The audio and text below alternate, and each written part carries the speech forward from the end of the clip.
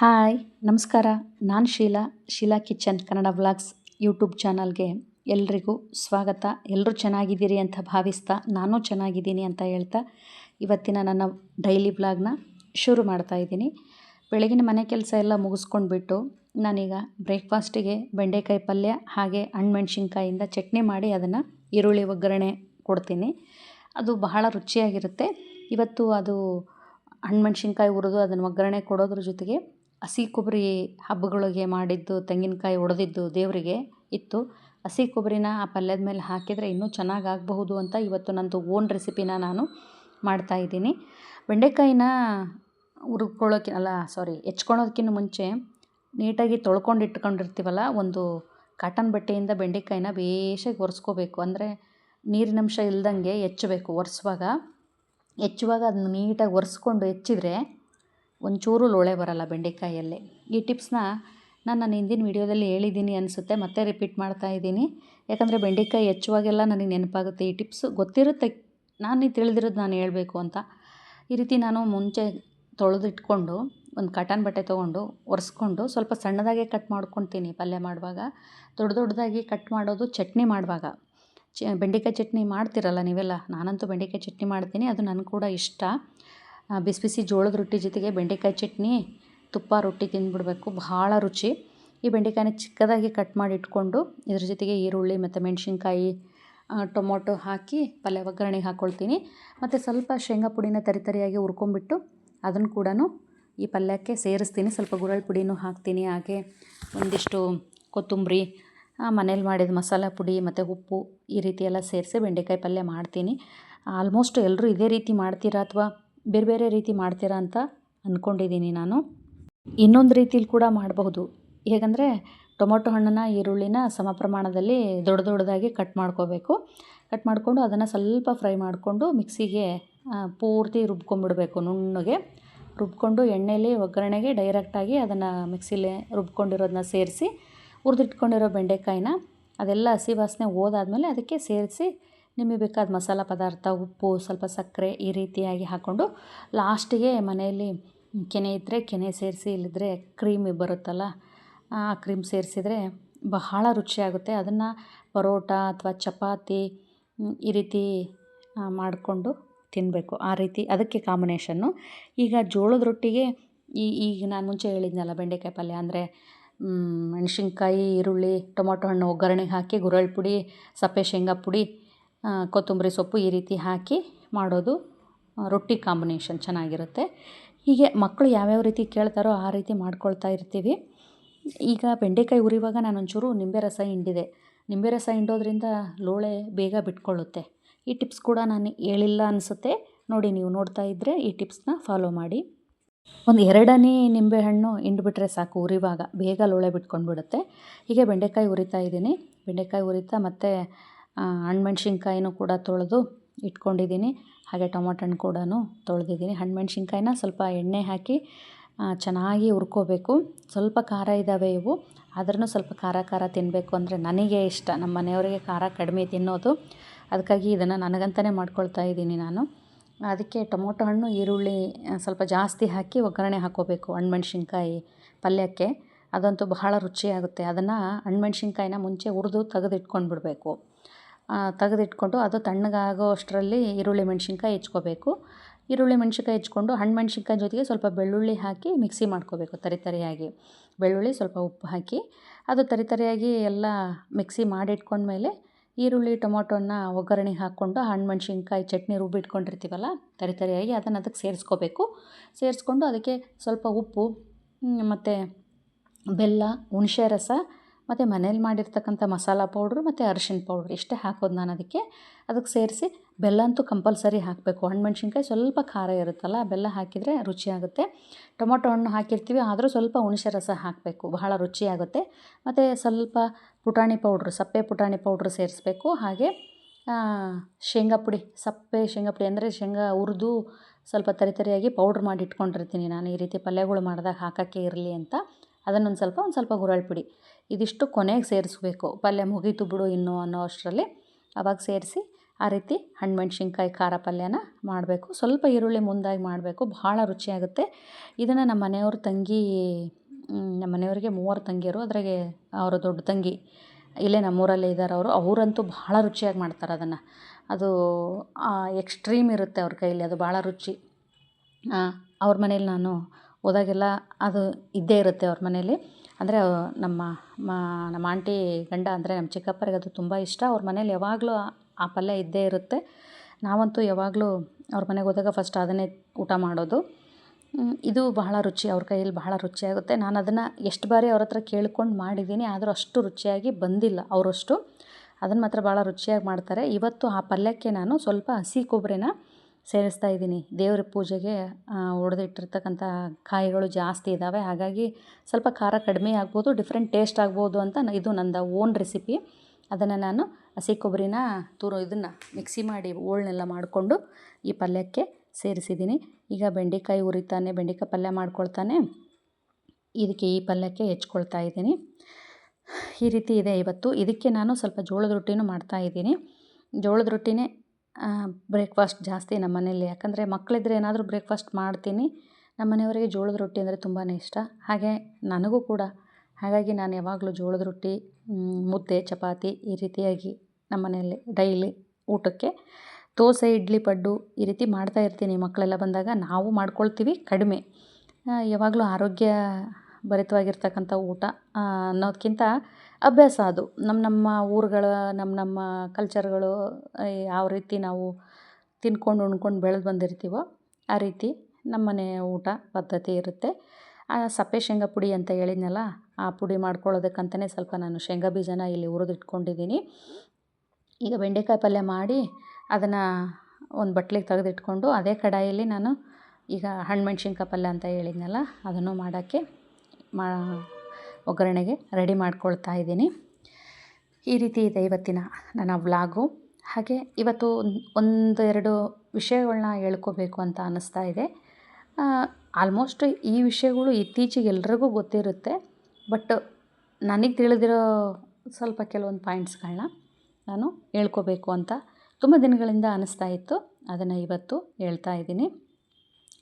ಏನಪ್ಪ ಅಂದರೆ, ನಮ್ಮ ಮನೆಯಲ್ಲಿರೋ ಹೆಣ್ಮಕ್ಳು ಅಥವಾ ಪಕ್ಕದ ಮನೆಯಲ್ಲಿರೋ ಹೆಣ್ಮಕ್ಳು, ನಮ್ಮ ಸುತ್ತಮುತ್ತಲಿರೋರು, ನಮ್ಮ ರಿಲೇಟಿವ್ಸು, ನಮಗೆ ಗೊತ್ತಿರೋ ಹೆಣ್ಮಕ್ಳು ಯಾರೇ ಆಗಿರಲಿ, ಹೆಣ್ಮಕ್ಳ ಬಗ್ಗೆ ನಾವೇನು ತಿಳ್ಕೊಂಡಿರ್ತೀವಿ ಅಂದರೆ, ಆಕೆ ಮನೆ ಕೆಲಸ ಮಾಡ್ತಾಳೆ, ಎಷ್ಟು ನೀಟಾಗಿ ಮಾಡ್ತಾಳೆ, ಎಷ್ಟು ಚೆನ್ನಾಗಿ ಮಾಡ್ತಾಳೆ, ಮನೇನ ಕನ್ನಡಿ ಹಂಗೆ ಇಟ್ಕೊಂಡಿರ್ತಾಳೆ ಅಷ್ಟು ಸ್ವಚ್ಛವಾಗಿ. ಚಪಾತಿ ಅಂತೂ ದುಂಡು ಗುದ್ದುತ್ತಾಳೆ, ರೊಟ್ಟಿ ಅಂತೂ ನೀಟಾಗಿ ಮಾಡ್ತಾಳೆ. ಆಕೆ ಕೈಯಾಗಿನ ಪಲ್ಯ ತಿನ್ನಬೇಕು, ಸಾಂಬಾರು ತಿನ್ನಬೇಕು, ಏನಪ್ಪ ಚಕ್ಲಿ ನಿಪ್ಪಟ್ಟು ಏನು ರುಚಿಯಾಗಿ ಮಾಡ್ತಾಳೆ. ಈ ರೀತಿಯಾಗಿ ಎಲ್ಲ ಬಂದು ಅಡುಗೆ ಎಲ್ಲ ಅಷ್ಟು ರುಚಿಯಾಗಿ ಮಾಡ್ತಾಳೆ. ಬಂದು ಹೋಗೋ ಅತಿಥಿಗಳ್ನ ಅಂದರೆ ಗೆಸ್ಟ್ಗಳ್ನ, ನೆಂಟರು ಅಂತೀವಲ್ಲ ನಾವು, ಹಾಗೆ ನೆಂಟರು, ರಿಲೇಟಿವ್ಸು, ಕುಟುಂಬದವರು ಈ ರೀತಿ ಕರಿತೀವಲ್ಲ, ಅವ್ರನ್ನಂತೂ ಎಷ್ಟು ಚೆನ್ನಾಗಿ ನೋಡ್ಕೊಳ್ತಾಳಂದರೆ ಅಷ್ಟು ಪರ್ಫೆಕ್ಟ್ ಹುಡುಗಿ ಬಿಡಪ್ಪ ಆಕೆ ಅಂತ ನಾವು ಅಂದ್ಕೊಳ್ತಾ ಇರ್ತೀವಿ. ಹಾಗೆ ಆಕೆನ ಮದುವೆ ಮಾಡ್ಕೊಂಡು ಹೋಗೋ ಹುಡುಗ ಅಂತೂ ಪುಣ್ಯ ಮಾಡಿದ್ದಾನೆ, ಅವ್ರ ಮನೆಯವರಂತೂ ತುಂಬಾ ಪುಣ್ಯ ಮಾಡಿದ್ದಾರೆ. ಎಷ್ಟು ಪರ್ಫೆಕ್ಟ್ ಹುಡುಗಿ ನೋಡಲ್ಲ ಆಕೆ ಅಂತ ನಾವು ಅಂದ್ಕೊಳ್ತಾ ಇರ್ತೀವಿ. ಹಾಗೆ ಮದುವೆ ಆಗಿರೋ ಹೆಣ್ಮಕ್ಳು ಕೂಡ ಇದಿಷ್ಟು ಮಾಡ್ಕೊಂಡು ಮನೇಲಿ ಇದ್ಬಿಡ್ತಾರಲ್ಲ, ಆ ಹೆಣ್ಮಕ್ಳಿಗೂ ನಾನು ಹೇಳ್ತೀನಿ ಇದು 1-2 ಕಿವಿ ಮಾತು ಈ ಕಿವಿ ಮಾತು ಅನ್ನೋದಕ್ಕಿಂತ ಇದು ಸಜೆಷನ್ ಅಂತಲೂ ತಿಳ್ಕೊಬೋದು, ಸಲಹೆ ಅಂತ ತಿಳ್ಕೊಬೋದು. ಅಥವಾ ಏನೋ ನಿಮ್ಮ ಪಕ್ಕದ ಮನೆ ಹೆಣ್ಮಗಳು ಹೇಳ್ತಾ ಇದ್ದಾಳೆ ಅಂತ ನೀವು ಸ್ವಲ್ಪ ಇದನ್ನು ಗಮನಕ್ಕೆ ತೊಗೊಂಡ್ರೆ ಬಹಳ ಒಳ್ಳೆಯದು. ಆಲ್ಮೋಸ್ಟು ಈಗೆಲ್ಲರೂ ಇರ್ತಾರೆ ಪರ್ಫೆಕ್ಟಾಗಿ, ಇನ್ನೂ ಕೆಲವೊಬ್ರು ಇರ್ತಾರೆ ಎಲ್ಲೋ 10 ಜನರಲ್ಲಿ 5 ಮಂದಿ, 3 ಮಂದಿ, 4 ಮಂದಿ ಈ ರೀತಿಯಾಗಿ ಮೈನಸ್ ಇರುವಂಥ ಹೆಣ್ಮಕ್ಳು ಇರ್ತಾರೆ. ಅಂದರೆ ನಾನು ಮುಂದೆ ಹೇಳ್ತೀನಲ್ಲ ಆ ವಿಷಯಗಳಲ್ಲಿ. ಈಗ ಹೇಳಿದ್ದು ಇದಿಷ್ಟು ಇದ್ದರೆ ಪರ್ಫೆಕ್ಟು, ಪರಿಪೂರ್ಣ ಮಹಿಳೆ ಆಕೆ ಅಂತ ನಾವು ಅಂದ್ಕೊಂಡು ಬಿಟ್ಟಿರ್ತೀವಿ. ಆಕೆ ಅದೆಷ್ಟೇ ಅಲ್ಲ ಪರ್ಫೆಕ್ಟು. ಈಗ 10ರಲ್ಲಿ 2-3 ಹುಡುಗಿಯರು ಕೂಡ ಹಿಂದುಳಿದಿರ್ತಾರೆ. ಇನ್ನು ನಾನು ಹೇಳ್ತೀನಲ್ಲ ಈ ಪರ್ಫೆಕ್ಟ್ಗಳ್ನೆಲ್ಲರೂ ಆಲ್ಮೋಸ್ಟ್ ಈಗಿನ ಶಿಕ್ಷಣಕ್ಕೆ ತಕ್ಕಂತೆ ಕಲ್ತಿದ್ದಾರೆ ಹೆಣ್ಣು ಹುಡುಗಿಯರು. ಆದರೆ ಈಗ ಕಲಿದೇ ಇರ್ತಕ್ಕಂಥ ಹೆಣ್ಮಕ್ಳು ಇರ್ತಾರಲ್ಲ, ಅವರಿಗೆ ನಾನು ಈ ಕಿವಿ ಮಾತುಗಳನ್ನ ಹೇಳೋದಕ್ಕೆ ಇಷ್ಟಪಡ್ತೀನಿ. ಇದಿಷ್ಟೇ ಅಲ್ಲ, ನಮ್ಮ ಜೀವನ ಅಂದರೆ ಏನದು ಮನೆ ಚೌಕಟ್ಟೊಳಗೆ ನಾವು ಎಲ್ಲನೂ ಸ್ವಚ್ಛ ಮಾಡಿಕೊಂಡು ದುಂಡು ಚಪಾತಿ ಮಾಡಿಕೊಂಡು ರೊಟ್ಟಿ ಮಾಡ್ಕೊಂಡಿರ್ತೀವಲ್ಲ, ಇದು ಅಲ್ಲ ನಮ್ಮದು ಜೀವನ. ಅದು ಒಂದು ಭಾಗ ಆದರೆ ಅದರ ಜೊತೆಗೆ ಹೊರಗಿನ ಪ್ರಪಂಚದ ಜ್ಞಾನದ ಅರಿವು. ಅಂದರೆ ಮನೆಯಲ್ಲಷ್ಟೇ ಇದ್ಕೊಂಡು ಇದನ್ನು ಮಾಡ್ಕೊಂಡು ಹೋದರೆ ಪರಿಸ್ಥಿತಿ ಒಂದೇ ಸಮನೆ ಯಾರಿಗೂ ಇರಲ್ಲ. ಒಂದೊಂದು ಸಲ ಹೊರಗಿನ ಪ್ರಪಂಚ ನಾವು ಎದುರಿಸಲೇಬೇಕಾಗತ್ತೆ. ಯಾವತ್ತಾದರೂ ಹೊರಗಿನ ಪ್ರಪಂಚದ ಒಡನಾಟ ನಾವು ಬೆಳೆಸ್ಕೊಳ್ಳೇಬೇಕು. ಅದನ್ನು ನಾವು ಯಾವ ರೀತಿಯಾಗಿ ಹೊರಗಿನ ಪ್ರಪಂಚದ ಜ್ಞಾನ ಯಾವ ರೀತಿಯಾಗಿ ಇರುತ್ತೆ, ಅದನ್ನು ಯಾವ ರೀತಿ ಫೇಸ್ ಮಾಡ್ಬೇಕು ಅನ್ನೋದು ಕೂಡ ನಾವು ಕಲ್ತ್ಕೊಂಡಿರಬೇಕು. ಎಕ್ಸಾಂಪಲ್ ಅಂದರೆ ಈಗ ಬಸ್ ಹತ್ತತ್ತೀವಿ. ಬಸ್ಸು ಹತ್ತಿ ಆದಮೇಲೆ ಈಗಿನ ಬಸ್ಸು ತುಂಬಾ ರಶ್ಶು. ಅದಕ್ಕೆ ಕಾರಣ ನಾವೇ ಮಹಿಳೆಯರು ಅಂತ ನೀವು ಕಾಮೆಂಟ್ಸಲ್ಲಿ ತಿಳಿಸಬಹುದು. ಏನೂ ಮಾಡೋಕ್ಕಾಗಲ್ಲ. ಸರ್ಕಾರ ಏನು ಹೇಳುತ್ತೋ ಅದನ್ನು ನಾವು ಫಾಲೋ ಅಪ್ ಮಾಡಬೇಕಲ್ವ. ಆ ಬಸ್ ಹತ್ತಿದ ಮೇಲೆ ಅಲ್ಲಿ ಕೆಲವೊಂದು ಎಲ್ಲ ರೀತಿಯ ಜನಗಳಂತೂ ಇರಲ್ಲ. ಒಬ್ಬರು ರೆಸ್ಪೆಕ್ಟ್ ಕೊಡೋರು ಇರ್ತಾರೆ, ಒಬ್ಬರು ಮಿಸ್ಬಿಹೇವ್ ಮಾಡೋರು ಇರ್ತಾರೆ. ಈ ರೀತಿಯಾಗಿ ಇದ್ದಾಗ ಆ ಬಸ್ ಹತ್ತೋದ್ರಿಂದ ಹಿಡಿದು ನಾವು ಇಳಿಯೋವರೆಗೂ ಅಲ್ಲಿ ನಾವು ಅದನ್ನು ಎದುರಿಸ್ಬೇಕಾಗುತ್ತೆ. ಅಲ್ಲಿರೋ ಮಹಿಳೆಯರು ಎಲ್ಲರೂ ಒಂದೇ ರೀತಿ ತಪ್ಪು ತಿಳಿಬೇಡ್ರಿ, ಇರ್ತಾರೆ ಕೆಲವೊಬ್ಬರು. ಅದನ್ನೆಲ್ಲ ಎದುರಿಸೋ ಶಕ್ತಿನ ಕಲಿಬೇಕು ನಾವು ಹೆಣ್ಮಕ್ಳು. ಸುಮ್ಮನೆ ನಾವು ಅಲ್ಲಿ ಆಗಿರ್ತಕ್ಕಂಥದ್ದನ್ನೆಲ್ಲ ಸಹಿಸ್ಕೊಂಡಿರೋದಲ್ಲ ಹೆಣ್ಮಕ್ಳದ್ದು. ನಮಗಿಂತ ನಾವಲ್ಲಿ ಹೋರಾಡಬೇಕು. ಅಲ್ಲಿ ನಮಗೇನಾದರೂ ಮಿಸ್ಬಿಹೇವ್ ಆದರೆ ಇದು ಒಂದು ಟಿಪ್ಸ್ ನೀವು ಹೆಣ್ಮಕ್ಳು ಫಾಲೋ ಮಾಡಿರಿ ಅನ್ನೋದಕ್ಕಿಂತ ಇದು ನಾನು ಹೇಳ್ತಿರೋ ಸಲಹೆ ಅಂತ ತಿಳ್ಕೊಂಡ್ಬಿಟ್ಟು ನೀವು ಇದ್ರ ವಿರುದ್ಧ ದನಿ ಎತ್ತಲೇಬೇಕು. ಆ ಸಮಯದಲ್ಲಿ ಅದನ್ನು ಕಲ್ತ್ಕೊಳ್ಳಿ. ಧೈರ್ಯವಾಗಿ ಕಾನ್ಫಿಡೆಂಟಾಗಿ ನೀವು ಅಲ್ಲಿ ಎದುರಿಸೋದು ಕಲೀರಿ. ಆಗ ನೋಡಿ ನಿಮಗೆ ನಿಮ್ಮ ತಂಟೆಗೆ ಯಾರು ಬರದೇ ಇರ್ತಾರೆ. ನೀವು ಎಲ್ಲಿ ನಿಮ್ಮ ಬಗ್ಗೆ ದನಿ ಎತ್ತಿ ನಿಲ್ತಿರೋ ಆವತ್ತು ನೀವು ಒಬ್ಬ ಪರಿಪೂರ್ಣ ಮಹಿಳೆ, ಅಂದರೆ ಇನ್ನು ಪೂರ್ತಿ ಅಲ್ಲ, ಒಂದು ಹೆಜ್ಜೆ ಪರಿಪೂರ್ಣ ಮಹಿಳೆ ಆದ್ರಿ ಅಂತ ಅರ್ಥ. ನಂತರ ಹೀಗೆ ಹೊರಗಡೆ ಒಂದು ಬ್ಯಾಂಕಿಗೆ ಹೋದ್ವಿ ಅಥವಾ ದುಡ್ಡಿನ ಅವಶ್ಯಕತೆ ಬಂತು, ನಮ್ಮ ಹೆಸರಲ್ಲಿ ಅಕೌಂಟ್ ಇತ್ತು, ದುಡ್ಡಿತ್ತು. ಪ್ರತಿಯೊಂದಕ್ಕೂ ಗಂಡ, ಮಗ, ಅಣ್ಣ, ತಮ್ಮ, ಚಿಕ್ಕಪ್ಪ, ದೊಡ್ಡಪ್ಪ, ಸ್ನೇಹಿತ ಇವ್ರ ಮೇಲೆ ಡಿಪೆಂಡ್ ಆಗೋದಲ್ಲ. ಅಲ್ಲೋಗಿ ಫಾರಮ್ ತುಂಬಿ ದುಡ್ಡನ್ನ ಡ್ರಾ ಮಾಡೋದು ಕೂಡ ನಾವು ಕಲ್ತ್ಕೋಬೇಕು. ಹಾಗೆ ಅಲ್ಲಿ ಏನೇ ನಮಗೆ ಬೇಕಾದರೂ ನಾವಲ್ಲಿ ಅರ್ಜಿ ತುಂಬೋದು ಕೂಡ ಕಲ್ತ್ಕೋಬೇಕು. ಹಾಗೆ ATM ಅಲ್ಲಿ ದುಡ್ಡು ಡ್ರಾ ಮಾಡೋದು ಕೂಡ ನಾವು ಕಲ್ತ್ಕೋಬೇಕು. ಇವೆಲ್ಲ ಸಣ್ಣವು ಅಂತ ಕೆಲವೊಬ್ಬರಿಗೆ ಅನ್ನಿಸ್ಬೋದು. ಅಂದರೆ ಎಲ್ಲ ಕಲಿತು ನುರ್ತಿರ್ತಕ್ಕಂಥ ಹೆಣ್ಮಕ್ಳಿಗೆ ಇವೆಲ್ಲ ಸಣ್ಣದು, ಇದೆಲ್ಲ ಈಗಿನ ಎಲ್ಲ ಹೆಣ್ಮಕ್ಳು ಕಲ್ತಿರ್ತಾರೆ ಅಂತ ನೀವು ಅಂದ್ಕೋಬಹುದು. ಆದರೆ 10 ಜನ ಹೆಣ್ಮಕ್ಳಲ್ಲಿ ಒಂದು 5ರಿಂದ 6 ಹೆಣ್ಮಕ್ಳು ಇದನ್ನು ಕಲ್ತ್ಕೊಂಡಿರ್ತಾರೆ. ಬಟ್ ಇನ್ನೂ ಉಳಿದ ಹೆಣ್ಮಕ್ಳು ನಾನು ಮುಂಚೆ ಹೇಳಿದ್ನಲ್ಲ, ಮನೆಯಲ್ಲೇ ತಮ್ಮ ಚೌಕಟ್ಟು ಹಾಕ್ಕೊಂಡಿರ್ತಾರಲ್ಲ, ಅಷ್ಟಕ್ಕೆ ಸೀಮಿತವಾಗಿರ್ತಾರೆ. ಇದನ್ನೆಲ್ಲ ಉಪಯೋಗಿಸ್ಕೊಳ್ಳೋದು ಕಲಿಬೇಕು. ಯಾರೋ ಮಾಡಿಕೊಡ್ತಾರೆ ಅಂತಂದು ಯಾವುದು ಕಲೀಲಾರದೆ ಬಿಟ್ಟರೆ ಒಂದಲ್ಲ ಒಂದು ರೀತಿ ಪರಿಸ್ಥಿತಿ ಎದುರಾದಾಗ ತುಂಬ ಸಮಸ್ಯೆಗೀಡಾಗ್ತೀವಿ ನಾವು. ಹಾಗಾಗಿ ಹೋಗಿ ನೀವು ಜೊತೆಗೆ ಅಣ್ಣ, ತಮ್ಮ, ಗಂಡ, ಹೆಂಡ್ತಿ, ಗಂಡ, ತಂದೆ, ಮಗ ಅವ್ರ ಜೊತೆಗೆ ಹೋಗಿ ಅಲ್ಲೇ ನೋಡಿ ಕಲ್ತ್ಕೊಳ್ಳಿ. ಗೊತ್ತಿಲ್ಲದ ಕೇಳಿ ತಿಳ್ಕೊಂಡು ಈ ರೀತಿಯಾಗಿ ಎಲ್ಲ ರೀತಿಯ ಆಫೀಸ್ಗಳಿಗೆ, ಅಂದರೆ ನಮಗೆ ಸಂಬಂಧಪಟ್ಟಿರೋದಂಥ ಕಚೇರಿಗಳಿಗೆ ಹೋದಾಗ ಅಲ್ಲಿ ಯಾವ ರೀತಿ ಎದುರಿಸ್ಬೇಕು ಅನ್ನೋದನ್ನು ಕೂಡ ನೀವು ಅಲ್ಲಿ ಯಾವ ರೀತಿ ನಡ್ಕೋಬೇಕು, ಮೀನ್ಸ್ ಅಲ್ಲಿ ಏನು ನಿಮಗೆ ಬೇಕಾಗುತ್ತೆ ಅದನ್ನೆಲ್ಲ ನೀವು ತಿಳ್ಕೊಂಡು ಕಲ್ತ್ಕೊಂಡಿರಬೇಕು. ಇದು ಒಂದು 2ನೇ ಟಿಪ್ಸ್ ಅಂತ ನಾನು ನಿಮಗೆ ಹೇಳ್ತೀನಿ. ಈಗ ಹೇಳ್ತಾ ಇರೋ ಟಿಪ್ಸ್ ಅಂತೂ ತುಂಬಾ ಎಲ್ರಿಗೂ ಅವಶ್ಯಕವಾಗಿ ಇದು ಬೇಕೇ ಬೇಕು. ಏನು ಅಂದರೆ ದುಡ್ಡು. ಹಣಕಾಸಿನ ಪರಿಸ್ಥಿತಿ ಒಂದೇ ಸಮನೆ ಯಾರಿಗೂ ಇರೋದಿಲ್ಲ. ನಮಗೆ ಅಂತಲೇ ನಾವು ಒಂದು ಹಣನ ಗಳಿಸೋದನ್ನ, ಒಂದು ರೀತಿಯಲ್ಲಿ ಒಂದು ದುಡಿಮೆನ ಕಲ್ತ್ಕೋಬೇಕು. ಒಂದು ಮನೆಯಲ್ಲೇ ಮಾಡಿರೋ ಬಿಸ್ನೆಸ್ ಆಗಲಿ ಅಥವಾ ನಾವು ಕಲ್ತಿರೋ ವಿದ್ಯೆಗೆ ತಕ್ಕನಾಗಿ ಒಂದು ಕೆಲಸ ಆಗಲಿ, ಏನೋ ಒಂದು ನಮ್ಮ ಕೈಲಿ ಎಷ್ಟು ಸಾಧ್ಯ ಆಗುತ್ತೋ, ನಮ್ಮ ಯೋಗ್ಯತೆಗೆ ಎಷ್ಟು ಅನುಕೂಲ ಆಗುತ್ತೋ ಅಷ್ಟು ನಾವು ಒಂದು ದುಡಿಮೆನ ನೋಡಿಕೊಳ್ಳೇಬೇಕು ಹೆಣ್ಮಕ್ಳು. ಈಗ ಮಾಡೋದ್ರಿಂದ ಹಣಕಾಸಿನ ನಿರ್ವಹಣೆಗೆ, ಅಂದರೆ ನಮಗೆ ಬೇಕಾಗಿರ್ತಕ್ಕಂತಹ ಏನೋ ಕೆಲವೊಂದು ವಸ್ತುಗಳು ಅಂದರೆ ಅಟ್ಲೀಸ್ಟ್ ಒಂದು ನಮಗೆ ಪ್ಯಾಡ್, ನಮ್ಮ ಮಂತ್ಲಿ ಪಿರಿಯಡ್ ಪ್ಯಾಡ್ ತೊಗೊಳೋದಕ್ಕೆ ನಾವು ಬೇರೆಯವ್ರ ಮುಂದೆ ಕೈ ಚಾಚೋದು ತಪ್ಪುತ್ತೆ. ನಮ್ಮ ಹೆಣ್ಮಕ್ಳಿಗೆ ಎಲ್ಲರಿಗೂ ಆ ಪರಿಸ್ಥಿತಿ ಬಂದೇ ಬರುತ್ತೆ. ತಿಂಗಳ ಅಂತ್ಯದಲ್ಲಿ, ತಿಂಗಳ ಪ್ರಾರಂಭದಲ್ಲಿ, ತಿಂಗಳ ಮಧ್ಯದಲ್ಲಿ ಎಲ್ಲ ಹೆಣ್ಮಕ್ಳು, ಎಲ್ಲ ಮಹಿಳೆಯರು ನಮಗೆ ಪಿರಿಯಡ್ಸ್ ಅನ್ನೋದೊಂದು ದೇವರು ಕೊಟ್ಟಿರ್ತಾನೆ. ಅದಕ್ಕಂತ ನಾವು ಒಂದು ಪ್ಯಾಡ್ ತಗೊಳೋದಕ್ಕಾಗಲಿ ನಮಗೆ ನಾವು ದುಡಿಬೇಕು. ಇದು ಅಂತೂ ನನಗೆ ತುಂಬ ಅನುಭವ ಆಗಿದೆ. ಅಂದರೆ ಹೆಣ್ಮಕ್ಳು ಎಷ್ಟು ಆರ್ಥಿಕವಾಗಿ ಸ್ವತಂತ್ರವಾಗಿರ್ತೀವಿ ಅಷ್ಟು ನಾವು ಅಷ್ಟು ನಮಗೆ ಮರ್ಯಾದೆ ಇರುತ್ತೆ. ಹಾಗೆ ನಮಗೆ ಧೈರ್ಯನೂ ಇರುತ್ತೆ. ಒಂದು ದುಡ್ಡು ಬರುತ್ತೆ, ಒಂದು ಹೆಣ್ಮಗಳಿಗೆ ದುಡಿತಾಳೆ ಅಂದರೆ ಸ್ವಲ್ಪ ರೆಸ್ಪೆಕ್ಟ್ ಜಾಸ್ತಿ ಇರುತ್ತೆ. ಹಾಗೆ ಧೈರ್ಯ ನಮಗೆ ಜಾಸ್ತಿ ಇರುತ್ತೆ. ನಮ್ಮಲ್ಲಿ ಹಣ ಇದ್ದಾಗ ಧೈರ್ಯ ತಾನೇ ಬಂದೇ ಬಿಡುತ್ತೆ. ಇದು ಒಂದು ಟಿಪ್ಸು. ಹಾಗೆ ಮತ್ತು ಯಾವುದಾದ್ರೂ ಮಾಲ್ಗಳಿಗೆ ಹೋದ್ವಿ ಅಥವಾ ದಿನಸಿ ತರೋದಕ್ಕೆ ಅಂಗಡಿಗಳಿಗೆ ಹೋದ್ವಿ, ಬೇರೆ ಇನ್ನೇನೋ ಮಾರ್ಕೆಟ್ಗೆ ಹೋದ್ವಿ, ಅಲ್ಲಿ ನಮಗೆ ಹಲವಾರು ಭಾಷೆ ಇರ್ತಕ್ಕಂತಹ ಜನಗಳು ಇರ್ತಾರೆ, ಸಿಟಿಗಳಲ್ಲಿರ್ತಾರೆ. ಇತ್ತೀಚೆಗೆ ಎಲ್ಲ ಕಡೆಯಲ್ಲೂ ಆಗಿದ್ದಾರೆ. ಹಾಗಾಗಿ ನಾವು ಎಲ್ಲ ರೀತಿಯ ಭಾಷೆಗಳನ್ನ ಕಲಿಯೋದಕ್ಕೆ ಪ್ರಯತ್ನ ಪಡಲೇಬೇಕು.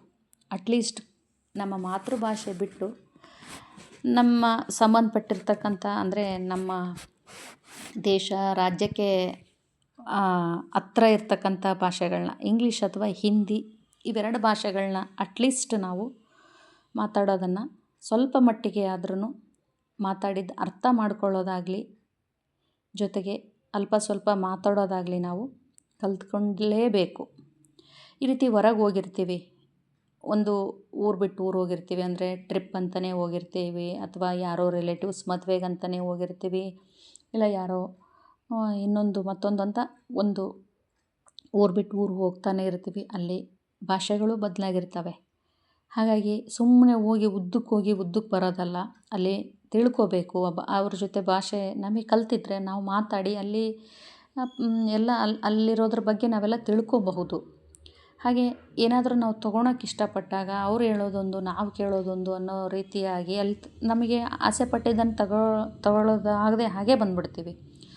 ಹಾಗಾಗಿ ಭಾಷೆ ಕಲ್ತ್ಕೋಬೇಕು ನಾವು, ಈ ರೀತಿ ಭಾಷೆ ಕಲ್ತ್ಕೋಬೇಕು. ಹಾಗೆ ಮತ್ತು ಇನ್ನೊಂದು ಟಿಪ್ಸ್ ಏನಂದರೆ ಆತ್ಮವಿಶ್ವಾಸವಾಗಿ ಮಾತಾಡೋದು, ಅಂದರೆ ಕಾನ್ಫಿಡೆಂಟಾಗಿ ಮಾತಾಡಬೇಕು ಯಾವಾಗಲೂ. ಆ ರೀತಿ ಮಾತಾಡೋದ್ರಿಂದ ನಾವು ಯಾರ ಜೊತೆ ಮಾತಾಡ್ತೀವಿ ಅದು ಅವರಿಗೆ ಬೇಗ ಅರ್ಥ ಆಗುತ್ತೆ. ಹಾಗೆ ಅವ್ರಿಗೂ ನಾವು ಹೇಳೋದು ಅವ್ರಿಗೆ ಅರ್ಥ ಆಗುತ್ತೆ. ಅವ್ರು ನಮಗೆ ಹೇಳೋದು ಕೂಡ ಅರ್ಥ ಮಾಡ್ಕೊಂಡು ಅವರು ರಿಪೀಟ್ ನಮಗೆ ಹೇಳ್ತಾರಲ್ಲ, ಆಗ ನಮಗೂ ಕ್ಲಿಯರ್ ಇರುತ್ತೆ. ಬೇರೆಯವ್ರ ಜೊತೆಗೆ ಅಂತಲ್ಲ, ನಾವಿರೋದೇ ಆ ರೀತಿಯಾಗಿ ಆತ್ಮವಿಶ್ವಾಸವಾಗಿ ಮಾತಾಡೋದನ್ನು ಕಲಿಬೇಕು. ಈ ರೀತಿಯಾಗಿ ಟಿಪ್ಸ್ಗಳನ್ನ ಹೇಳಿದ್ದೀನಿ. ಇದೆಲ್ಲ ನಿಮಗೆ ಇಷ್ಟ ಆಗಿರುತ್ತೆ ಅಂತ ಕೂಡ ನಾನು ಭಾವಿಸ್ತೀನಿ. ಬರೀ ನಾವು ಹಾಕ್ಕೊಂಡ್ರೆ ಚೌಕಟ್ಟಿನೊಳಗೆ ನಾವು ಇರೋದಲ್ಲ ಜೀವನ. ಇದನ್ನೆಲ್ಲ ಕಲ್ತ್ಕೊಂಡ್ರೆ ಬೇರೊಬ್ಬರ ಮೇಲೆ ಅವಲಂಬಿತ ಆಗೋದಿಲ್ಲ. ನಾವು ಅವಲಂಬಿತ ಆಗೋದು ಕೂಡ ತಪ್ಪುತ್ತೆ. ಇದನ್ನೆಲ್ಲ ಕಲ್ತ್ಕೊಂಡಾಗ ನಾವು ಪರಿಪೂರ್ಣವಾಗಿ ಸ್ವಾತಂತ್ರ್ಯವಾಗಿ ಎಲ್ಲವನ್ನು ನಿರ್ವಹಿಸುವ ಪರ್ಫೆಕ್ಟ್ ವುಮೆನ್ ಆಗ್ತೀವಿ. ಸೊ ಈ ರೀತಿಯಾಗಿ ನನ್ನ ವ್ಲಾಗಲ್ಲಿ ಕೆಲವೊಂದು ಟಿಪ್ಸ್ಗಳನ್ನ, ಮಾಹಿತಿಗಳನ್ನು ನಿಮಗೆ ತಿಳಿಸಿದ್ದೀನಿ. ಇದು ನನಗೆ ತಿಳಿದಿರ್ತಕ್ಕಂತಹ ಮಾಹಿತಿಗಳು, ಹಾಗೆ ನನ್ನ ಅನುಭವಕ್ಕೆ ಕೂಡ ಬಂದಿರತಕ್ಕಂಥ ಮಾಹಿತಿಗಳು. ಇದನ್ನು ಹೇಳ್ಕೋಬೇಕು ಎಲ್ಲ ನನ್ನ ಅಕ್ಕ ತಂಗಿಯರಿಗೆ, ಸ್ನೇಹಿತರಿಗೆ ಅಂತ ಅನ್ನಿಸ್ತು. ಮತ್ತೆ ಮುಂದಿನ ವಿಡಿಯೋದಲ್ಲಿ ಸಿಗ್ತೀನಿ. ಧನ್ಯವಾದ.